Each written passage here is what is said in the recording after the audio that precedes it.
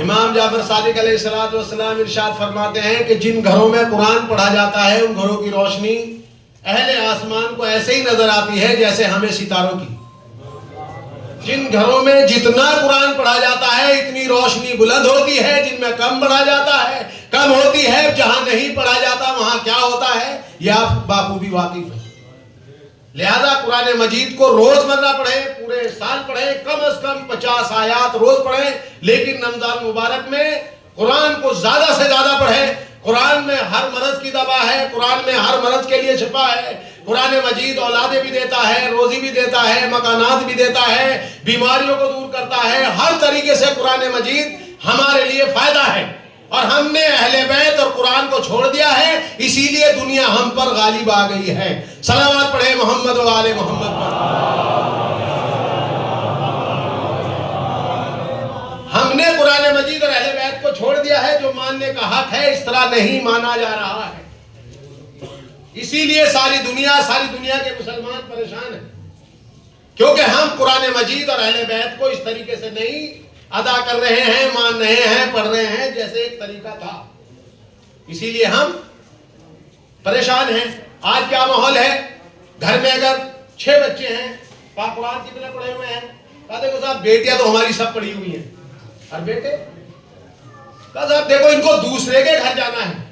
یعنی دوسرے کی برکتوں کا ہمیں اتنا فکر ہے کہ اس کے گھروں میں تو برکتیں نازل ہوں، لیکن جنہیں مستقل ہمارے گھروں میں رہنا ہے وہ قرآن سے دور ہیں. کتنے افسوس کی بات ہے کہ لڑکے قرآن نہیں پڑھ رہے ہیں، کیونکہ لڑکوں کو تو ہمارے یہاں رہنا ہے، کیونکہ ہمیں تو برکت کی ضرورت ہی نہیں ہے، ہمیں رحمتوں کی ضرورت ہی نہیں ہے کہ ہمارے گھروں میں تلاوت کلام پاک ہو. دوسروں کے ڈنڈے کی وجہ سے، تانے کی وجہ سے ہم نے لڑکیوں کو قرآن پڑھایا، وہ ساری دعاؤں سے بھی واقف ہیں، اور ہمارے بیٹے. اسی لیے ہم اہل بیت سے دور ہوئے. جو قرآن کو چھوڑتے ہیں اہل بیت سے دور ہے، جو اہل بیت سے دور ہے وہ قرآن سے دور. چھٹے امام سے اسی لیے جب لوگوں نے پوچھا کہ مولا جو آپ کے مخالف ہیں وہ نماز روزوں میں بہت زیادہ مشغول ہیں، اور جو آپ کے چاہنے ہیں والے ہیں وہ کم ہیں. کہا شیطان دونوں کے اوپر غالب ہے. ایک کا عقیدہ مستحکم ہے تو اسے عمل سے روک رہا ہے، اور ایک کا عقیدہ کمزور ہے تو اسے عمل میں الجھا دیا ہے. اور اب تو ہم نے یہ بھی کہنا شروع کر دیا ہے کہا صاحب نماز کیا ضرورت ہے ہمیں نماز پڑھنے کی، وہ لوگ ہمارے لیے تو پڑھ رہے ہیں. یہ بھی آج کل ہمارے نوجوان بہت زیادہ استعمال کر رہے ہیں، اور یہ بھی ہم کہتے ہیں کہ ان کی نماز نہیں ہوتی. کیوں؟ اس لیے کہ اس میں درود شریف نہیں پڑھا جاتا. یہ بات تو سچ ہے کہ نہیں ہوتی، درود شریف نہیں پڑھا جاتا. جس نماز میں درود شریف نہ پڑھا جائے وہ نماز ہوتی نہیں. لیکن یہ کون سا طریقہ ہے کہ وہ ہمارے لیے پڑھ رہے ہیں؟ جب ہوتی نہیں تو آپ کے لیے کیسے پڑھ رہے ہیں؟ اور آپ نے اس علی کو مانا جو علی ایسا عادل ہے کہ اگر بیت المال سے چراغ جل رہا ہے اور دنیا کی گفتگو کی جائے تو چراغ کو بجھا دیتے ہیں. کہا مولا آپ نے اندھیرا کر دیا. کہا یہ دنیاوی باتوں کے لیے نہیں ہے، یہ بیت المال ہے. وہ علی ایسا عادل جسے ہم نے امام مانا، اور ہم نے جو اس نے دین کو مانا اس میں عدالت کو ضرور مانا. تو علی ہمارے عادل امام ہے. نہ ہماری نمازیں کسی کو مل سکتی ہے، نہ کسی کی ہمیں مل سکتی ہے. اسی لیے قرآن نے کہا بسم اللہ الرحمن الرحیم وَمَن يَعْمَلْ مِثْقَالَ ذَرَّةٍ خَيْرًا يَرَهُ وَمَن يَعْمَلْ مِثْقَالَ ذَرَّةٍ شَرًّا يَرَهُ. ذرہ برابر نیکی کرو گے تو اس کی جزا ملے گی، ذرہ برابر برائی کرو گے تو اس کی سزا ملے گی. تو کسی کا کسی کو ملنے والا نہیں ہے. لہذا ہم خود جیسا اللہ نے ہمیں عقیدہ دیا، جس عقیدے پر ہم ہیں، حالانکہ اس میں بھی جنگ لگتا جا رہا ہے. ہمارے عقیدوں میں بہت ساری باتیں ہیں کہ جن میں ہمارے عقیدوں میں جنگ لگ گیا ہے. بہت ساری باتیں ایسی ہیں کہ جو ہم نے خود پیدا کر لی ہے. مثلا آج 21 رمضان کی شب مولا کائنات کے سر پہ جب ضربت لگی تو اپنے بیٹوں سے کیا کہا؟ بیٹا حکیم کو بلاؤ، طبیب کو بلاؤ. علی نے خود اپنے لیے طبیب کو بلوایا. علی خود اپنا ہاتھ اپنے سر پہ رکھ دیتے تو سر کا زخم صحیح ہو جاتا. لیکن علی نے دنیا کو بتانے کے لیے طبیب کو بلوایا. کہا دیکھو اب طبیب کی ضرورت ہے. ہم کیا کر رہے ہیں؟ طبیعت خراب ہوئی، کہاں ہے؟ کہا جوگی پورا. کہاں ہے؟ بگرا. جانا چاہیے وہاں، اچھی بات ہے، ثواب ہے جانا، لیکن وہاں پڑھنے کی رہنے کی جگہ نہیں ہے. کہاں مستقل سکین چھوڑ دیا جائے وہاں مرض ٹھیک ہو جائے گا. اگر اس طرح مرض ٹھیک ہوتے تو علی خود حکیم کو نہ بلاتے. علی کا حکیم کو بلانا اس بات کی دلیل ہے کہ اگر زخم لگا ہے تو اس پہ پٹی ہوگی, اس پہ مرہم لگے گا, اس کے لیے دوائی ہوگی. ایسا نہیں تھا کہ علی اپنا زخم ٹھیک نہیں کر سکتے تھے. علی نے کتنے اندھوں کو بینائی دی ہے, لیکن بتایا کہ اب طبیب کی ضرورت ہے, طبیب کو بلایا جائے. یہ عقیدہ جو ہمارا جنگ لگ گیا ہے اس کو سنوارئے. جو عقیدہ آپ کے پاس ہے پوری دنیا اس عقیدے سے پریشان ہے, اور جب عقیدے کے ساتھ عمل ہوتا ہے تو ایک بچہ آیت اللہ خامنہئی سے سوال کرتا ہے کہ ساری دنیا امریکہ سے ڈرتی ہے, امریکہ آپ کے نام سے کیوں لڑکتا ہے؟ کہا اس لیے کہ ہم نے اللہ کو ایک مانا اور اس کو طاقتور مانا ہے. جو اللہ کو ایک مان کر طاقتور مانے ساری دنیا اس کے سامنے جھک جاتی ہے. صلوات پڑھے محمد و آل محمد. بسم اللہ الرحمن الرحیم. انا انزلناہ فی لیلۃ القدر. ہم نے قرآن مجید کو شب قدر میں نازل کیا. آپ کو یہ بھی بتاتا چلوں کہ شب قدر الگ ہے اور شب ضربت الگ ہے. بہت سے لوگ ہمارے گھروں میں رائج کرتے ہیں کہ صاحب کر لو کام جلدی, شب قدر آ رہے ہیں. شب قدر غم کی تاریخ نہیں ہے, شب ضربت غم کی تاریخ ہے. مولا کائنات کی شہادت سے پہلے بھی شب قدر ہوتی تھی, اس لیے کہ جب سے قرآن نازل ہوا جب سے شب قدر ہے. شب ضربت الگ ہے, علی کا غم الگ ہے, شب قدر الگ ہے. انا انزلناہ فی لیلۃ القدر. ہم نے قرآن مجید کو شب قدر میں نازل کیا. اور پھر اللہ اپنے بندوں سے کہتا ہے وما ادراک ما لیلۃ القدر. تم کیا جانو شب قدر کیا ہے, تم کیا جانو شب قدر کیا ہے. پوری کائنات میں ایک ہی طریقہ ہے کہ ایک چیز کا مقابلہ ایک سے ہوتا ہے. اگر ایک آدمی ہے تو اس کا مقابلہ ایک سے ہوگا, اگر ایک عورت ہے تو اس کا مقابلہ ایک عورت سے ہوگا. لیکن قرآن مجید لیلۃ القدر خیر من الف شہر. وما ادراک ما لیلۃ القدر. تم کیا جانو شب قدر کیا ہے, لیلۃ القدر خیر من الف شہر. قرآن کہتا ہے ہم بتاتے ہیں کہ شب قدر کیا ہے, ایک رات کی عبادت 1000 مہینوں سے افضل ہے. رات کا مقابلہ راتوں سے نہیں ہے, نہ رات سے ہے نہ راتوں سے ہے, مہینوں سے. پہچان یہ کتنی اہم شب ہے, اس کو رائگاں نہ جانے دیجیے گا. اسی لیے ہم نے شب قدر عید مانی, کیونکہ کچھ مفسرین نے لکھا کہ 19 میں, کچھ نے لکھا 21 میں, زیادہ تر نے لکھا 23 میں ہے. اس لیے تینوں شب میں جاگنا چاہیے تھا, لیکن جس کو زیادہ نے لکھا 23ویں شب میں ہم پوری رات عبادت کرتے ہیں. اور جو کہتے ہیں کہ ہم سے قرآن نہیں پڑھنے آتا, اسی لیے کہا گیا کہ 1000 مرتبہ اس شب میں انا انزلنا پڑھیں.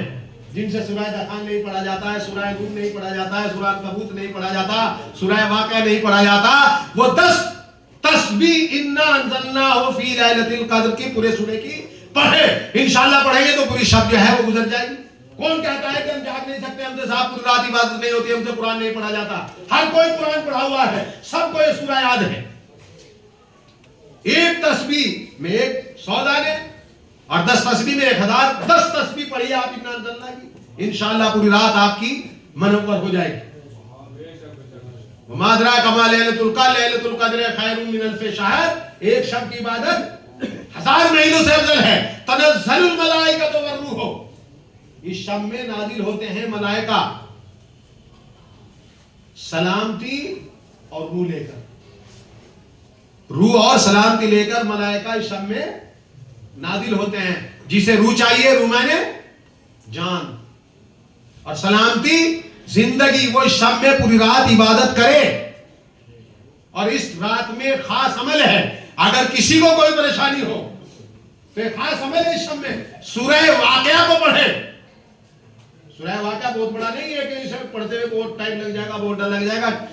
27ویں پارے میں سورہ واقعہ پڑھیں. ہم اس شب میں سورہ واقعہ کو پڑھیں, اور سورہ واقعہ کے بعد سورہ قل ھو اللہ پڑھیں, صرف ایک مرتبہ. اور اس کے بعد ہم درود شریف پڑھیں, اور زیادہ سے زیادہ یا رحمانو پڑھیں. اور انشاءاللہ اس کے بعد ہم دعائیں مانگیں. ہماری جائز دعائیں شب میں انشاءاللہ ضرور قبول ہوں گی. تنزل الملائکۃ والروح. شب میں ملائکہ نازل ہوتے ہیں. یا حتی مطلع الفجر, یہاں تک کہ صبح نمودار ہو جاتی ہے. لوگوں نے, مسلمانوں نے لکھا کہا ملائکہ نازل ہوتے ہیں, کہاں ہوتے ہیں؟ بھائی ملائکہ کہاں نازل ہوتے ہیں؟ کیا ہمارے رات کے گھر ہوتے ہیں؟ کہا وقت کے بادشاہ کے پاس ہوتے ہیں، وقت کے بادشاہ کے پاس ہوتے ہیں۔ اس وقت میں بادشاہ کتنے ہیں پوری دنیا میں؟ کہاں کہاں نازل ہوتے ہیں ملائکہ؟ ملائکہ ایک ہی گھر ملائکہ نے دیکھا ہے وہیں نازل ہوتے ہیں۔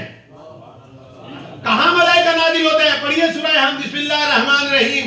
صراط الذین انعمت علیہم، ان لوگوں کے راستے پر باقی رکھ جن کے اوپر نعمتوں کا نزول ہوا، ان لوگوں کے راستے پر باقی رکھ جن کے اوپر نعمتوں کا نزول ہوا۔ تنزل الملائکۃ والروح، ملائکہ نازل ہوتے ہیں روح اور سلامتی لے کر۔ ملائکہ اسی در پہ آتے ہیں جہاں نعمتوں کا نزول ہوا ہے۔ پورے قرآن کو پڑھے، نعمتوں کا نزول اہل بیت علیہ السلام کے یہاں ہوا ہے، جہاں فرشتے کبھی کھانا لے کر آتے ہیں، کبھی یہاں سے روٹیاں لے کر جاتے ہیں۔ صلوات پڑھے محمد و آل محمد پر۔ تھوڑے آگے بڑھ جائیے، پیچھے لوگ کھڑے ہیں آگے۔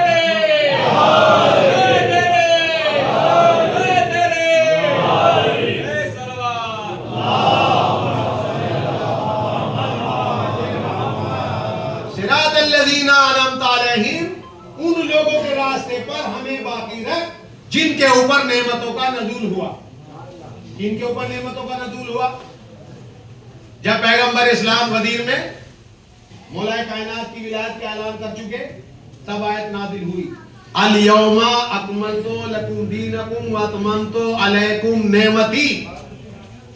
آ گیا نا نعمت کا تذکرہ؟ آج ہم نے نعمتیں تمام کر دی، یعنی اللہ کی طرف جو سب سے اہم نعمت ہے، اس نعمت کا نام ہے ولایت علی۔ اس نعمت کا نام ہے ولایت علی۔ جس کے پاس یہ نعمت موجود ہے وہی ملائکہ آتے ہیں، ملائکہ وہاں آتے ہیں جہاں صاحب الزمان ہے۔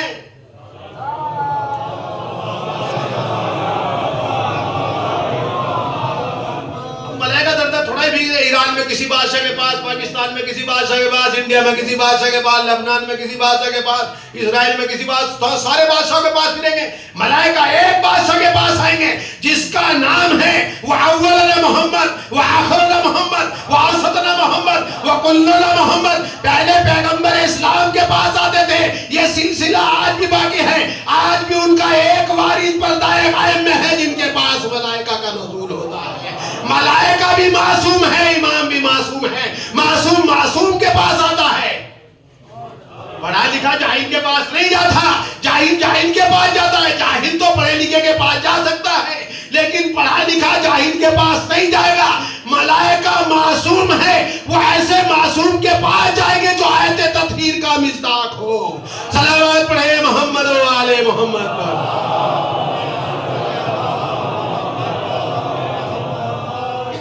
ان کے پاس ملائکہ آتے ہیں جو آیت تطہیر کے مصداق ہیں۔ ملائکہ در در نہیں پھرتے ہیں کہ اس کے یہاں، اس کے یہاں، اس بادشاہ کے، اس باس کے یہاں۔ اللہ نے جسے بادشاہ بنایا، شاہ است حسین، بادشاہ است حسین، دین است حسین، دی پناہ است حسین، ان میں سے ہر ایک ہے۔ جو علی ہے وہی حسن ہے، جو حسن ہے وہی حسین ہے۔ بہت سے لوگ کہہ دیتے ہیں صاحب امام حسن نے مجبور ہو کے صلح کر لی تھی، امام حسین نے جنگ کر لی۔ اس وقت اگر حسین ہوتے حسین بھی صلح کرتے، اگر بعد میں حسن ہوتے تو حسن بھی جنگ کرتے۔ اس لیے کہ دونوں کے لیے فرمایا اللہ، دونوں کے لیے فرمایا حسن اور حسین جوانان جنت کے سردار ہیں۔ ایک کے لیے نہیں کہا کہ حسن سردار ہے یا حسین، دونوں کے لیے کہا دونوں امام ہیں۔ بیٹھ رہے تو امام ہیں، کھڑے رہے تو امام ہیں، جنگ کرے تو امام ہیں، صلح کرے تو امام۔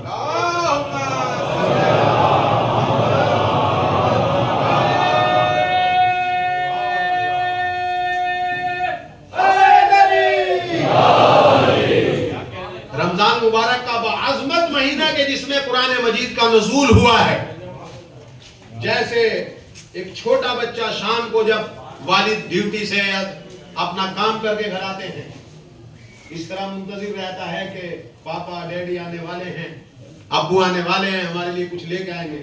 اسی طرح جو ہمارے بزرگار دنیا سے چلے گئے ہیں، وہ ہر شب جمعہ اور رمضان میں ہر روز منتظر ہیں، انتظار کرتے ہیں جو اولادیں ہم نے چھوڑی ہے وہ ہمارے لیے کیا ثواب بھیج رہے ہیں۔ ان کی طرف سے صدقہ نکالیے.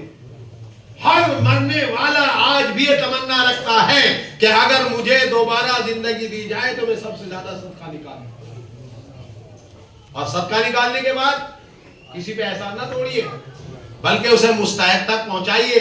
اور جس تک پہنچائے اس کے چہرے کی طرف مت دیکھیے, اس کے چہرے کی طرف مت دیکھیے. ایک صاحب کے جنہوں نے حج کی تیاری کر رکھی تھی,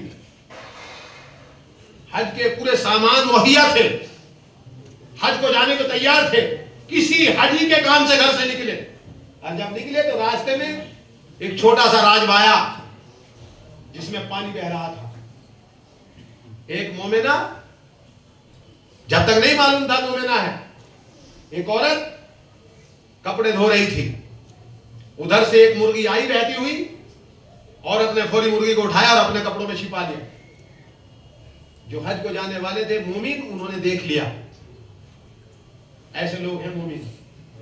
اور جب دیکھ لیا تو روکے سلام کیا. رکنے کے بعد کہا آپ نے کچھ چھپایا ہے؟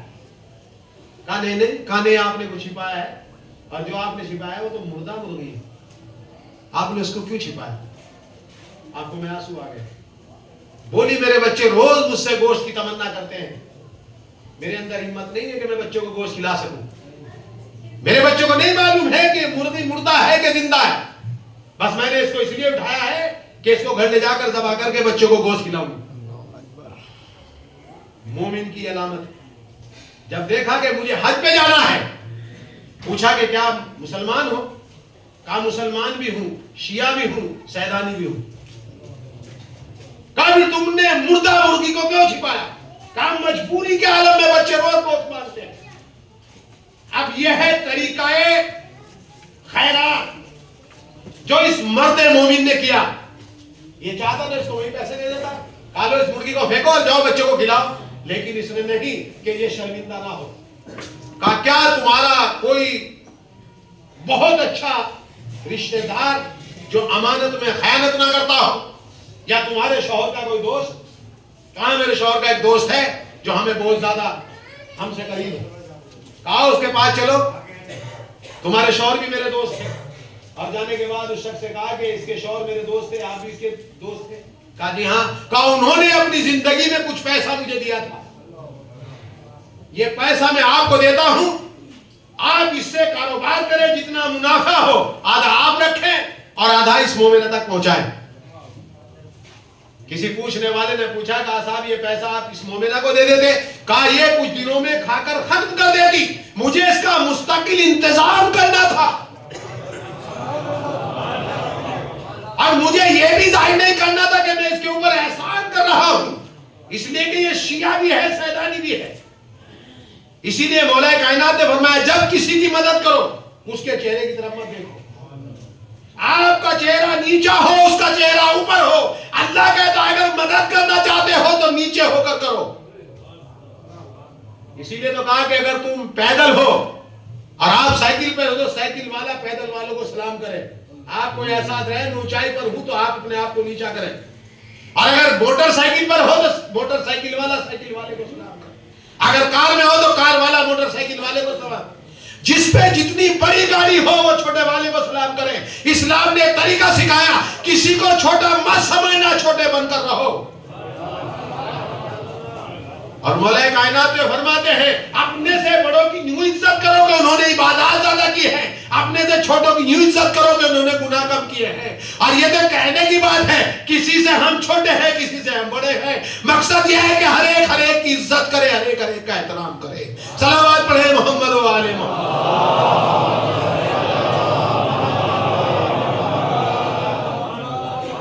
اور اس کے دوست کو پیسہ دے کر گھر آئے, گھر آنے کے بعد ایسی سکون کی نیند سوئے. اور جب سوئے ہیں تو خواب میں آیا کہ تمہیں 10 حجوں کا ثواب مل گیا, تمہارا ایک حج نہیں. اور جب لوگ لوٹ کر اس کی بستی کے آئے تو آنے کے بعد کہا کہ آپ کون سی تاریخ میں آ گئے تھے؟ کہا بھائی میں تو حج پہ گیا ہی نہیں. کہا نہیں, ہم نے تو آپ کو بارہا طواف کرتے دیکھا ہے, ہم نے تو آپ کو بارہا طواف کرتے دیکھا ہے. اگر کسی کو اچھے کام کی طرف جانا ہو تو پہلے یہ پہچانے کہ کس چیز کی ضرورت ہے. ایک شخص روز یہ تمنا کرتا تھا کہ میں امام زمانہ کی زیارت کروں.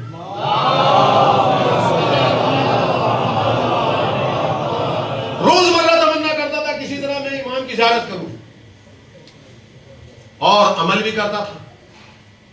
امام خان میں آیا, لانے کے بعد کہا کہ فلاں جگہ پہنچ جانا. امام نے نہیں کہا میں تیرا امام ہوں.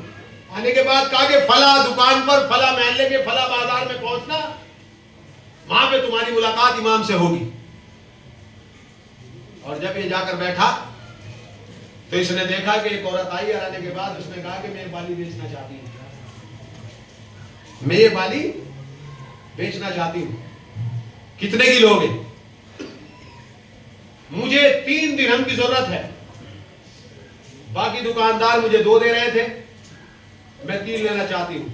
دیکھا, دیکھنے کے بعد اس کو تولا, تولنے کے بعد کہا کہ بی بی یہ بالی آپ کی 8 روپے کی ہے, میں 7 آپ کو دوں گا, 1 مجھے بچے گا. عجیب آدمی ہے, پیچھے والے تو سب مجھے 4 نہیں دے رہے, 3 نہیں دے رہے, آپ مجھے 7 دے رہے ہیں. کہا نہیں, مال اتنے کا ہے, اگر آپ کو مجھے دینا ہے تو میں آپ کو 7 درہم دوں گا, یعنی 7 روپے دوں گا. اب یہ خوش ہوئی, کہا مجھے 3 اور 2 نہیں مل رہے, 3 نہیں مل رہے, تو مجھے تو 7 مل رہے ہیں.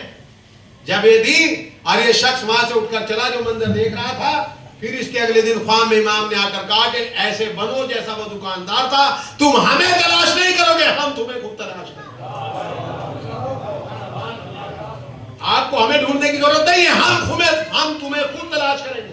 کیا مولا کائنات کی زندگی میں جناب میسم ہی کی دکان تھی جس میں مولا کائنات آ کر روز بیٹھا کرتے تھے؟ یہ کردار میسم تھا کہ علی کی اتنی مصروف زندگی کے باوجود اپنے پاس کھینچ کر علی کو لاتا تھا. وہ علی جو دن بھر مزدوری, کام, تجارت اور رات و غروبہ کی مدد, یہ الگ بات ہے کہ ہم نے اپنے طریقے سے مانا. ہم نے سید سجاد کو واقعہ کربلا کے بعد بس ایک بیمار کا نام دے دیا کہ سید سجاد بیمار تھا. کربلا میں بیمار ایک مسلح تھے, لیکن آپ تاریخ پڑھیے, سید سجاد خود اتنی کھیتی کرتے تھے کہ 200 لوگوں کا پیٹ روز بھر جائے. اتنی محنت آپ کرتے تھے, اتنی محنت کرتے تھے کہ جب مدینے میں قحط پڑا اور آپ کے بھائی کا قاتل حسین چلا غلے کی تلاش میں, دیکھا کہ ادھر سے کوئی اونٹوں پہ غلہ لیے ہوئے آ رہا ہے. امام نے دور سے دیکھا کہ آ رہا ہے, جیسے ہی آیا کہا کیا بات ہے؟ کہا لوگ بھوکے مر رہے ہیں. کہا لے جاؤ, یہ غلہ لے جاؤ, ہم غربا میں تقسیم کرنے جا رہے تھے, آپ لے جاؤ. ایک مرتبہ سر کو جھکا کر کہتا ہے کہ آپ نے مجھے نہیں پہچانا. کہا ہم نے تمہیں پہچانا, یہ تمہارا کام تھا جو تم نے کیا, یہ ہمارا کام ہے جو ہم کر رہے ہیں,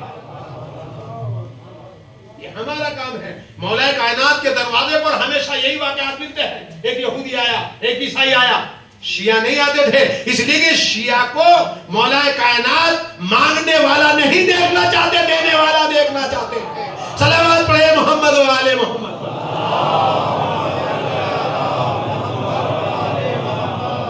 علی کی زندگی کے پورے واقعات یہی ملیں گے. ایک یہودی آیا, ایک عیسائی آیا, ایک مجوسی آیا, ایک مشرک آیا, فلاں آیا. کوئی واقعہ نہیں ملتا کبھی سلمان آئے, کمبر آئے, مقداد آئے. آنے کے بعد کہا علی ہماری مدد کرو.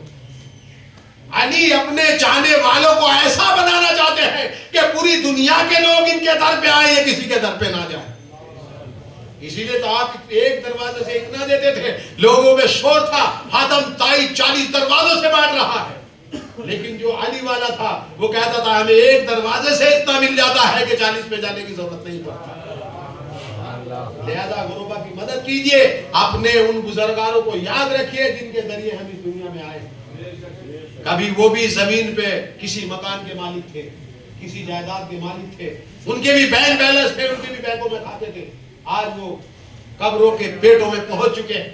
کل ہمیں بھی نہیں جانا, کل یہ تمنا ہے ہمیں بھی کرنا ہے کہ ہمارے لیے کوئی رمضان کے عظیم ترین مہینے میں قرآن پڑھے. لہذا اپنے بزرگوں کو یاد کریں, بیٹھ کر قرآن پڑھیں. اگر نہیں پڑھنا جانتے ہیں ابھی بھی پڑھ سکتے ہیں. ہمارے نبی نے نہیں کہا کہ علم حاصل کرو گہوارے میں, نبی نے فرمایا علم حاصل کرو گہوارے سے لے کر لحد تک.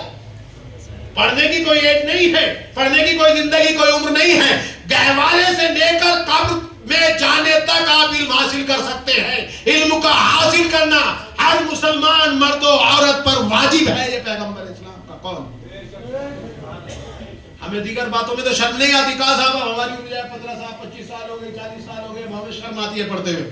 دین کے کام میں کس بات کی شرم ہے؟ مسئلہ پوچھنے میں کس بات کی شرم ہے؟ دین علم حاصل کرنے میں کس بات کی شرم ہے؟ اور ہمارا عالم یہی رہا. جتنا ذلیل مسلمان آج ہو رہا ہے ابھی اس سے زیادہ ہونا. آج ہم کچھ علم کی طرف بڑھے ہیں لیکن آج بھی ہم علم سے بہت دور ہیں. آپ اپنی ہر ایک جہاں جا کے رہنے والے ہیں بستی کا محاسبہ کریں اور دیکھیں گنیں کہ کتنے لڑکے کتنی لڑکے آج ہمارے یہاں پڑھی ہوئی ہے اس دور میں جب ساری دنیا علم حاصل کر رہی ہے.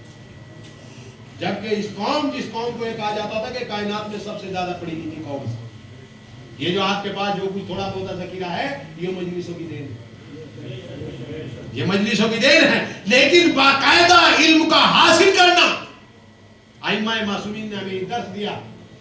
کہاں کی رہنے والی تھی جناب فضہ؟ حبش کی رہنے والی. کتنا پڑھا ہے جناب فاطمہ نے؟ کہاں کے رہنے والے تھے جناب قمر؟ کون تھے جناب مقداد؟ کون تھے جناب سلمان؟ اتنا علم ان کو پلایا کہ سلمان کو اہل بیت میں قرار دے دیا. فضہ نے جناب فاطمہ کے بعد واقع کربلا میں اس انداز میں قرآن سے گفتگو کی ہے, ساری دنیا کے حافظ فیل. کوئی ایسا حافظہ قرآن کا نہیں کر سکتا اہل بیت کے علاوہ جیسا جناب فضہ نے کیا. جو بھی بات کرتی تھی وہ قرآن سے کرتی تھی. روٹی کا ذکر آیا قرآن کی آیت, بیٹھنے کا ذکر آیا قرآن کی آیت, کھڑے ہونے کا ذکر آیا قرآن کی آیت, بازار جانے کا ذکر آیا قرآن کی آیت. جس چیز کا نام لیا جاتا تھا فضہ قرآن کی آیت پڑھتی تھی. بتا رہی تھی حبش کی رہنے والی کو فاطمہ ایسی بتا سکتی ہے تو پہچانو فاطمہ کیسی تھی. فاطمہ زہرا ایسی تھی کہ جب آپ چکی چلاتی تھی تو چکی کے پانڈوں سے تلاوت کلام پاک کی آواز آتی تھی. صلوات پڑھے محمد و آل محمد.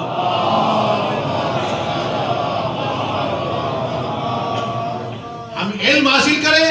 اہل بیت علیہ السلام کائنات میں سب سے بڑے عالم, سب سے بڑے زاہد, سب سے بڑے عابد, سب سے بڑے متقی, سب سے بڑے پرہیزگار. ابھی بتایا جناب نے حسن صاحب نے حسین صاحب نے شعر میں منبر پہ خطیب, جنگل میں بھی کچھ, میدان میں بھی کچھ, ہر جگہ علی کچھ نہ کچھ. تو ہمیں بھی علی کی سنتوں میں سے کچھ لینا ہے. خالی یہ کہنے سے ہم علی والے ایسے علی والے نہیں بنیں گے بلکہ ہمیں ہر میدان میں ایسا ہونا چاہیے. ہم علی نہیں بن سکتے, ہم قمر نہیں بن سکتے, ہم سلمان نہیں بن سکتے, کچھ تو بن سکتے ہیں, کچھ تو بنے. ہمارے گھروں میں نماز شب پڑھی جائے, ہمارے گھروں میں نماز شب پڑھی جائے, نماز تہجد پڑھی جائے. کوئی ہمارے گھر میں ایسا نہ ہو جو روزہ نہ رکھتا ہو. آج کل دن میں کھانے پینے پر کچھ باتوں پر جو عام 11 مہینوں میں جائز تھی اللہ نے کرفیو لگایا ہوا ہے.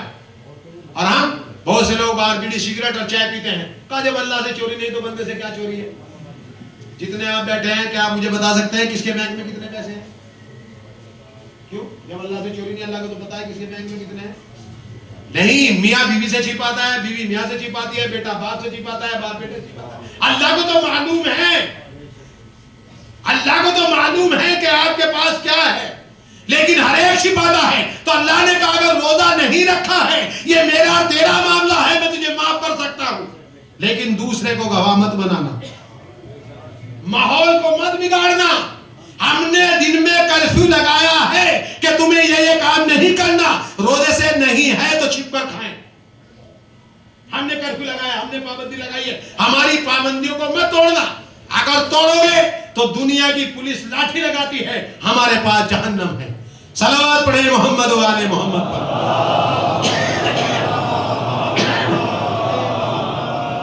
اللہ نے قانون نافذ کیا ہے اس کو مت توڑنا.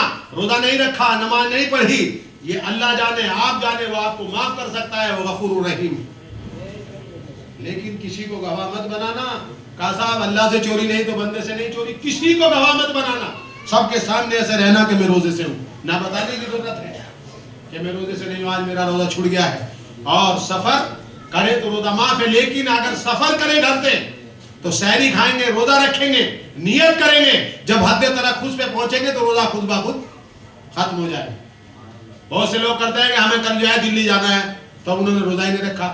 آپ پہ روزہ بھی واجب ہے قضا اور کفارہ بھی واجب ہے. کفارہ بھی واجب ہے، 61 روزے رکھنے ہیں، اور ایک روزہ دانستہ چھوڑ دینا، 61 روزے رکھنے جن میں سے 30 روزے 31 روزے پے در پہ رکھنا ہے. یعنی ایک روزہ چھوڑنے کے بعد ایسی زنجیر پاؤں میں ڈل جاتی ہے جسے توڑنا بڑا مشکل ہے. لہذا اہل بیت کے چاہنے والوں کا سیوا ہے کہ مسئلے کے مطابق عمل کریں. سفر کرنا ہے تو ٹھیک ہے کہ ہاں اس منزل پہ ہم پہنچے کہ روزہ خود بخود ختم ہو جائے، گھر سے روزہ رکھ کے جائے. یہی اہل بیت نے بتایا. سوچئے اہل بیت علیہ السلام، مولا کائنات کی ولادت کہاں ہوئی؟ خانہ کعبہ میں. کوئی بناوٹ، کوئی غرور، کوئی تکبر. جب دفن کر کے آ رہے تھے، چلانے کی اور چیخنے کی آواز سنی، رونے کی آواز سنی. پاس پہنچے تو پوچھا کون؟ کہا 3 دن سے بھوکا ہوں. کہا 3 دن سے پہلے کھانا کون پہنچاتا تھا؟ کا نام کبھی نہیں بتایا. کہا کون تھا؟ کہا یہی کہا کہ ایک مسکین ہے جو مسکین کے برابر ہے. اس کی ولادت خانہ کعبہ میں ہو، اس کے اندر کتنا غرور و تکبر ہونا چاہیے، کتنی بلاوٹ اس کے اندر ہونا چاہیے. ایک غریب ہے جو غریب کے برابر میں بیٹھا ہے، ایک فقیر ہے جو فقیر کے برابر میں بیٹھا ہے. مولا کائنات دنیا کے ہر موڑ پر، ہر جگہ غریب کے برابر میں بیٹھتے ہیں تو غربت کا احساس ختم کر دیتے ہیں. مالدار کے پاس بیٹھتے ہیں تو اس کے تکبر کو ختم کر دیتے ہیں. اس ذات کا نام علی بن ابی طالب ہے. کسی نے خدا کو نہیں دیکھا ہے، خدا کو کسی نے نہیں دیکھا ہے. علی کو دیکھو، خدا کو پہچانو کہ جہاں علی جاتے ہیں، جس حال میں جاتے ہیں، اس حال والے کو اپنے جیسا بناتے ہیں. علی نے کبھی نہیں کہا میں دنیا کا امیر ہوں، میں غریب ہوں، غریب کے برابر میں بیٹھا ہوں. ایک فقیر ہے، فقیر کے برابر میں بیٹھا ہوں. ایک مسکین ہے، مسکین کے برابر میں بیٹھا ہوں. مولا کائنات یہی کہتے تھے. آزاداروں، مولا کائنات مسجد سے نکلے، دیکھا کہ ایک عورت پانی کا ایک بوجھ لیے ہوئے اپنے کاندھے پر مشکیزہ رکھے ہوئے جا رہی تھی. علی نے دیکھا کہ عورت سے بوجھ نہیں لیا جا رہا ہے، برابر میں لگے اور لگنے کے بعد کہا کیا یہ میں تیرے گھر پہنچا سکتا ہوں؟ دنیا کا بادشاہ ہوتا، دنیا کا انسان ہوتا، کوئی اس طرح متوجہ نہ ہوتا، لیکن یہ علی ہے کہ عورت کے برابر میں لگ کر کہتے ہیں اے مومنہ کیا یہ بوجھ میں تیرے گھر پہنچا دوں؟ وہ تو بوجھ سے دم رہی تھی، خوش ہو کر کہا کہ پہنچا دے. جب علی اس کے گھر پہنچے، دیکھا کہ اس کے بچے پلک پلک کر رو رہے ہیں. ایک مرتبہ مومنہ سے کہا یہ بچے کیوں رو رہے ہیں؟ کہا انہیں کھانا نہیں ملا ہے. کہا ان کے بابا کہاں ہے؟ کہا ان کے بابا سفین میں علی کے ساتھ شہید ہو گئے تھے. آزاداروں، ایک مرتبہ علی بازار کی طرف نکلے، کچھ کھانے کے لیے لائے اور لانے کے بعد عورت سے کہا میں کھانا بناؤں، تم بچوں کو بہلاتی ہو، یا میں بچوں کو بہلاؤں تم کھانا بناتی ہو؟ یہ کائنات کا امام. ارے جب اس نے بچوں کو بہلایا تو بچے آ کر ماں سے کہتے ہیں اے ماں آج تو ہمیں ایسے بہلایا گیا جیسے ہمارے بابا بہلاتے تھے. آزادارو، یہی وجہ تھی کہ جب 21 رمضان آئی، علی نے دنیا کو چھوڑا تو چاروں طرف کیا دیکھا؟ یتیموں کی آواز، بیواؤں کی آواز، ہر طرف سے نالا و شیون کی آواز. ہم یتیم ہو گئے، ہم بیوائے ہو گئی. حسن و حسین یتیم نہیں ہوئے تھے، کائنات یتیم ہو گئی تھی. آزادارو، طبیب نے علی کو دودھ پینے کو بتایا تھا، یہ بات گھر سے باہر نہ نکلی تھی. لیکن جب امام حسن نے دیکھا دروازے کے باہر چھوٹے چھوٹے بچے اپنے حصے کا دودھ لیے ہوئے سامنے کھڑے ہوئے تھے، آزادارو، امام حسن نے کہا دودھ کا کیا کرو گے؟ ہم نے سنا تھا اگر کسی کے زہر بجھایا ہو تو اسے دودھ پلایا جائے. آزادارو، علی دنیا سے رخصت ہو گئے. آزادارو، علی کی وصیت کے مطابق علی کو غسل و کفن ہوا. غسل و کفن کے بعد آپ کے جنازے کو اٹھایا گیا، پیچھے سے جنازہ اٹھایا گیا، آگے سے جنازہ خود چل رہا تھا. آزادارو، ایک منزل آئی جہاں جا کر جنازہ جھکنا شروع ہوا. حسن و حسین نے جنازے کو رکھا، تھوڑی مٹی ہٹائی، ایک پتھر ہٹایا. اب جو دیکھا قبر تیار ہے. یہ قبر جناب آدم نے کھودی تھی کہ آخری نبی کا وصیت دفن ہوگا. آزادارو، ایک طرف جناب آدم، ایک طرف جناب نوح، بیچ میں مولا کائنات علی کا تابوت اٹھا. اٹھنے کے بعد نجف اشرف کی طرف چلا. آزادارو، تابوت آگے سے جھکا، حسن و حسین نے قبر میں اتارا. اتارنے کے بعد علی کی وصیت کے مطابق نشان قبر کو مٹا دیا گیا. چھٹے امام شام کے دور میں پتہ لگا علی کی یہاں قبر ہے، ورنہ کسی کو معلوم بھی نہیں تھا علی کی